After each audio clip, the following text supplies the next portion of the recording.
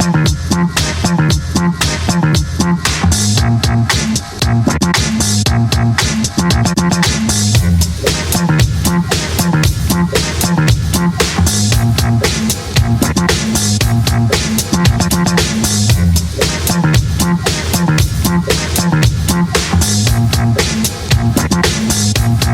to the Power Factor Show.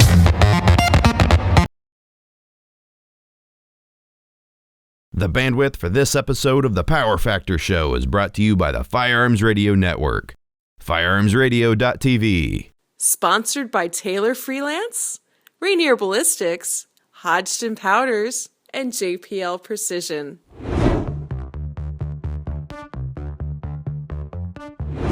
Hey Power Factor fans, I'm Rick. I'm here at Renton Fishing Game Club at the site of the 2014 Washington State IDPA Championship. I was relieved of my match director duties, or I should say I am relieved that I don't have any match director duties this year. We've got a new bunch of young Lions that were very interested in getting involved, so we're coaching them up, and hopefully we'll have successful matches in the future. Now that we are building this kind of second generation of match directors, range masters, and whatnot. So I'm here on one of the stages. This is actually stage 4, and it's kind of an interesting one. The car stages always seem to be a lot of fun. We've got a running target that runs on a rail across the bay over here.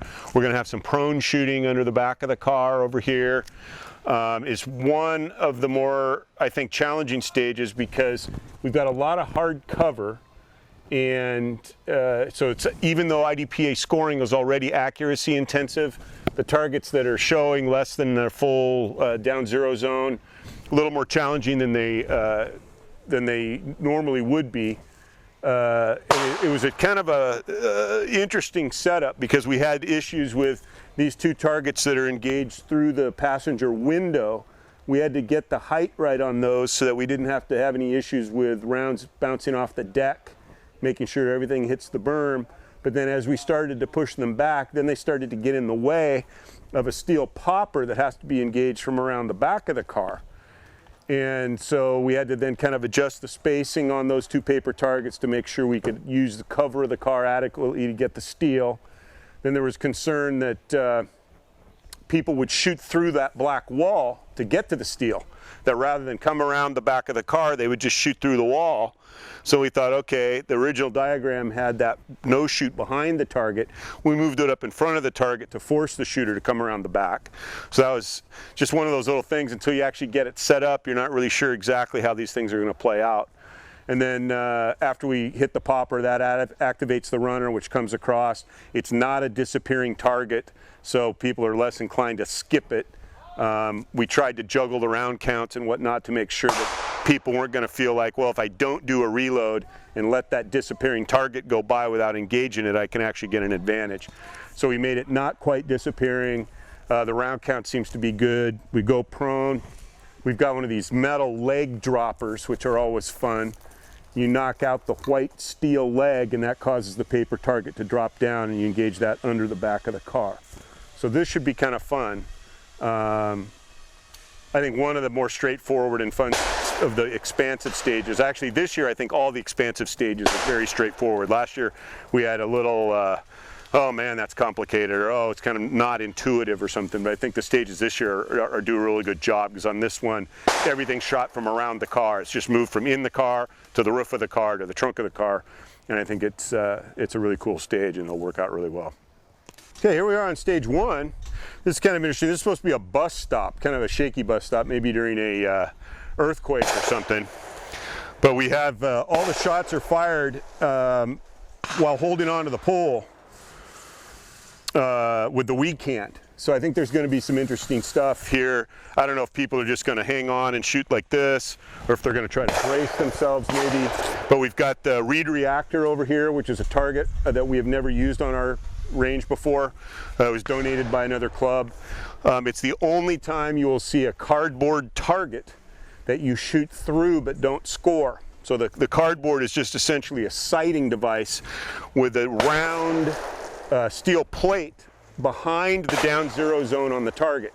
So the way it should work is any rounds that hit the down zero zone on the target or hit the head will cause the reed reactor to fall over. Then we've got a couple more near targets here. It's just a quick little stage because in this bay we've got 2 stages set up. So the shooter, after shooting their 6 rounds minimum, will reload, do an administrative reload, come over to bay 2, stage 2 that is.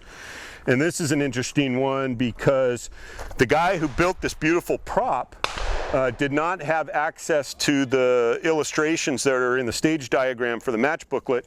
So the car faces this way, and in the diagram it faces the opposite direction.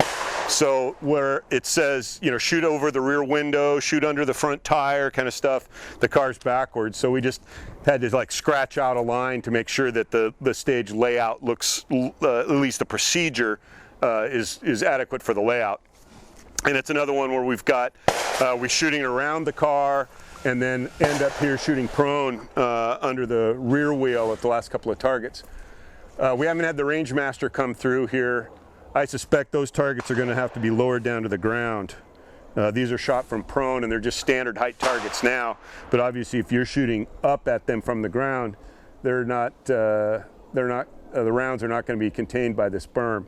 So these stages have been set up in anticipation of the range master coming around and looking at this stuff.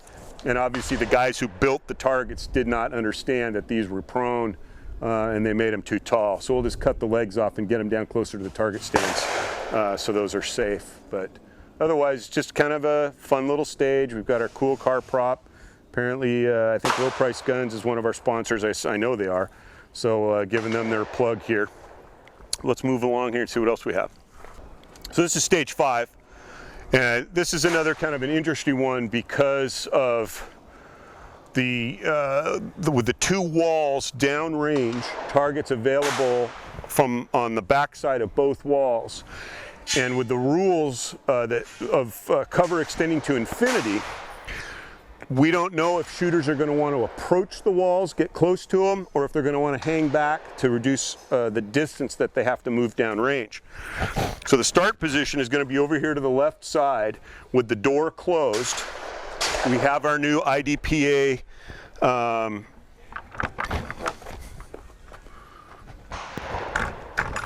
warning zone here around the doorknob. One of the new rules is a lot of times we used to do setups where if we had a spot where we were going to be opening a door, we would provide a place on the door where the gun was supposed to be pointed to help ensure that the shooter didn't sweep their hand.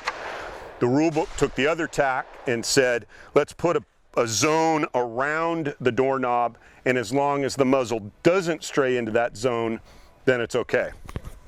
So that's the setup we have on the door there. Push the door open and it latches so you don't have to worry about the door coming back, which I've shot some stages like that, which is kind of a hassle. Now here's where it gets kind of interesting because we've got the target that's straight down range has been engaged already. We've got targets on both sides. Now if the shooter were to come up to the wall like this, they've essentially crossed a port where they're exposed to targets over here. Likewise, if the shooter comes to this corner to engage this, they've crossed the port this way because they're exposed to this target. So I think what we're going to see is people trying to find kind of a sweet spot where they can come out and get this one and then come out and get this one with a minimal amount of movement. And depending on, there might actually be a single place where a shooter could engage these 2 without too much movement at all and then just have to take 1 step forward to get the last one. So this is kind of an interesting one just because I expect to see some people shoot 1 target and then come right to the wall, or they're going to stay back and just move a little bit laterally to get to them. So that's going to be a little bit of a challenge for the safety officers, not knowing exactly where the shooter's going to go, but we have 3 safety officers on each stage, so I think we'll have people pre-positioned so that regardless of where the shooter goes, none of the safety officers will be more than a step away from where they need to be. So I think it'll flow all right, and there won't be any issues on this one. So here we are at stage 6. Can't fix stupid is what it's called. And this is you're out and enjoying nature with a friend when nature calls. So you retreat to the privacy of a nearby tree. Suddenly your friend calls for help. There are 3 bad guys approaching with unnatural things on their minds. Save your friend and escape. So we're here at the cover of P1. At the start signal, pick a side to engage the target, shooter's choice, and then engage T1 through T3 with at least 2 shots each. So you have to decide, am I going to shoot around the right or am I going to shoot around the left? But once you've decided, you're committed to that one side. It's not shoot both sides, it's pick one and shoot around that side. So it's 6 rounds, best 2. You've got your buddy here, you can't fix stupid buddy, getting in the way of your saving him. So to add a little excitement there. It's not just bang, bang, bang like a El Prez. You got to avoid shooting your buddy. And the view is about the same from both sides, so it's just kind of actually a lefty-righty kind of a thing. There's not really any kind of an advantage. Like I can see more of one target from one side than the other. So it's pretty straightforward, but yeah, it should be kind of fun. So here we are at stage 7, and this one is called fuel savings. And the idea is, of course, the bad people that tend to show up at IDPA matches have found you at the gas pump. It's still kind of under construction. This isn't its completely final form. So the start position is going to be here holding this gas pump or gas hose. Since the setting is at a gas station. We're going to engage some targets on our way to this cover. And it's kind of the way it's sitting now is going to be the way this is going to look when it's completed its activation. This array, which is 2 targets, one on either side of the no shoot, will start on the far end of a rail that looks like it's about 30 feet long. So while this is charging at you, you have time to engage multiples of targets back there. It looks like we've got these 2 plus 2 others, but when it comes and stops, it blocks your view of the targets that are behind it downrange. So essentially you have the time it takes this thing to run the length of the track to engage everything that's down there, because when it comes to a stop, it will be blocking your view and you won't be able to engage anything else. So I haven't seen this run yet. It's still not quite set up. So it'll be kind of interesting to see how fast this is and just how much urgency there is about getting the targets that are down there before this thing blocks the view. Then we move around here,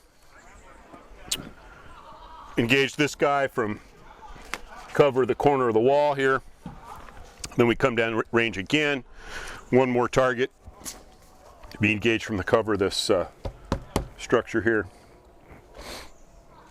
So it's fairly compact, but there's a lot of stuff going on with the steel activators and the movers and stuff. So fun times. Stage 8, return to the docks. A hurricane has hit the seaside town of Renton Bay. Power is out, the docks are damaged, and large boats have been overturned. Volunteers like you use your rowboat to rescue people. You return back to the docks and you're approached by a gang of looters bent on harming you and other volunteers. Defend yourself and the other volunteers.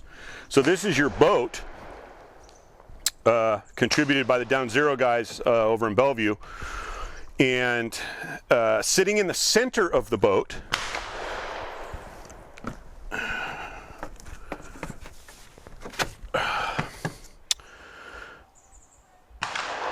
at the start signal, engage T1 with at least 2, then rock the rowboat to engage T2 through T4. So if you rock over this way, you can see the targets here, and then if you rock over this way, you can see the targets here. Of course, there's 3 targets lined up, so you need to adjust your position for each target. Now this has been put here so your legs are covered, so as you're moving yourself around, trying to stabilize yourself on the platform, your legs aren't exposed. But I'm gonna have to come out this much to see this guy, and then come out again to see this guy, and then keep sliding down to see this guy. So that should be kind of fun. And then move to cover of P2 and engage T8. Then move to cover of P3 and engage T9, and that's around either side. So this will be kind of interesting. There was some consternation about just how far this thing should rock and how they were going to limit the movement of it. It seems pretty safe and stable right now, so this should be pretty cool. So here we are on stage 9, and this contraption supports this curtain. The scenario is another potty break scenario. You're taking a break from the chaos of the annual family camping trip and sitting on the toilet reading the latest Brownells catalog when you hear screams from your family and the sound of some bad guys approaching your throne. Defend yourself and the family. So you're seated at P1. hands resting on knees, holding the catalog, gun in strong hand bucket, or in my case, all ammunition carriers in the weak side bucket. At the start signal, drop the catalog, drop the curtain using your strong hand. Retrieve the gun from the bucket, engage each target with at least 2 rounds in tack sequence while remaining seated with both cheeks on the throne. So, are you ready? Stand by, beep. And it's just 1, 2, 3, 4, 5, 6, depending on how many rounds in your gun, 7, 8, reload, 2, 1, 1, 1, 1, reload again if necessary. So it's kind of interesting. It's kind of interesting. I thought the tack sequence aspect was a little bit suspect, because why would, after you've shot 6 or 7 of these guys, why would his buddies just hang around rather than putting an axe through your skull while you're reloading? But it's a little bit of a standard exercise kind of masquerading as a scenario. So it should be kind of fun. I mean, I think the prop is cool. The idea that, you know, you sit down in the chair and you can't see anything, and then when the curtain drops, the whole thing is revealed. I think it's going to be fun, I'm sure. So that's just a little quick preview of the 2014 Washington State IDPA Championship. We're going to start the staff match here in about a half hour, I think. And then Saturday we'll have 130 paying customers. Blade Tech is our title sponsor this year. I think they're sending Nils and their other sponsored guys up here. I'm pretty certain Bobby McGee's coming to represent Safariland, and I'm hoping we'll have some other guys. I think Rob Potter's going to be here for Nighthawk, and so there's a number of sponsored guys. We like to see just to have those guys here. I think it kind of puts the match on the map a little bit when the major teams show up. So it should be a good time, and hopefully it'll just do a little more to kind of spread the word that we're not, you know, as isolated up here in the Northwest as it seems. The airport's right down the road. Anybody's welcome to come. This year we have the 130. I'm thinking next year we've expanded the match pretty much every year. We'll probably expand it to a full 2-day match next year to accommodate another 15 shooters or so. So there should be plenty of space. The match filled up really quickly this year, but again, we'll try to expand it for next year. So come on up in 2015, and we'll see you at the range. Okay, Power Factor fans, I'm Rick. I'm back with another trivia question. IDPA rule. This is something that came up a few years ago at the Washington State Championship. We had a guy shooting an enhanced service revolver with a 3-inch 45 Smith & Wesson model 25 variant. I don't know which it was, 25-4-5, whatever, but a 3-inch 45 ACP revolver. And of course, in IDPA, you're allowed to chrono through the barrel that's longest for your division to make power factor. So the theory is, if you've got a 3-inch barrel, you don't want to have to load your small gun extra hot to make power factor compared to somebody with a 5-inch gun, or in the case of revolver, 4-inch gun. So if you can come up with a 4-inch barrel through which to chrono your ammo, that's legal. You're required to provide the gun to make the gun available to the chrono staff. But with a 3-inch revolver, if you don't make power factor and you can come up with a 4-inch revolver, that will suffice. Now, what happened at this match a few years ago is nobody else who had shot an enhanced service revolver had their gun on the range that day. It was a 2-day match. Everybody who was in ESR had shot the day before. So nobody had a 4-inch revolver through which to chrono his rounds. So we're kind of milling about, like, what are we going to do? I mean, are we going to kick the guy out of the match, disqualify him because his ammo doesn't make power factor? And I just thought, you know, a commander length 45 automatic, which has, you know, 3/4 of an inch, almost a full inch of the chamber included in the barrel length. If you subtract the length of the chamber, a 45 auto with a 4 1/4 inch barrel is pretty close to being a 3-inch revolver, right? 3.5-inch revolver. Anyway, as match director, I use my broad discretion to say, if you can scare up a commander, which is pretty unlikely in an IDPA match as well, we'll chrono your rounds through that, and if it makes it, fine. Well, of course, nobody at the match is shooting a commander either. Everybody who's shooting in CDP with a pistol has a 5-inch gun. But we have a guy at our club who's a rep for Nighthawk Custom, and he had a selection of guns there at the range, including a Commander. So I went to Rob and said, Rob, can we borrow your Commander long enough to chrono this guy's rounds? I explained the problem to him. He says, fine. So we put the rounds through the revolver, or through his Commander, and they're slower. The rounds went slower through a 4 1/4 inch auto than they had gone through the 3-inch revolver. So all of you who are concerned about flash gap and all that stuff, oh, you know, how much slower are my revolver rounds going to go? Don't worry about it. So then finally, I think there was a guy in the Stats Shack or something who was uninvolved in the conversation. He comes out and says, oh, I've got my revolver I shot yesterday, I'll bring it out. So we put the rounds through his revolver, and the guy made power factor, happy ending. But the question is, that was not addressed. The idea of this kind of equivalency of an automatic pistol to a revolver wasn't addressed in prior versions of the rule book. And so that's why I use my broad discretion as match director to say, go ahead and fire his rounds through the 4 1/4 inch auto, and I'll consider that be equivalent to a 4-inch revolver. The new rule book has a rule on that. So the question is, if I have a revolver shorter than 4 inches in enhanced service revolver division, and I have to go to chrono, can I use an automatic pistol to chrono my rounds to see if I make power factor or not?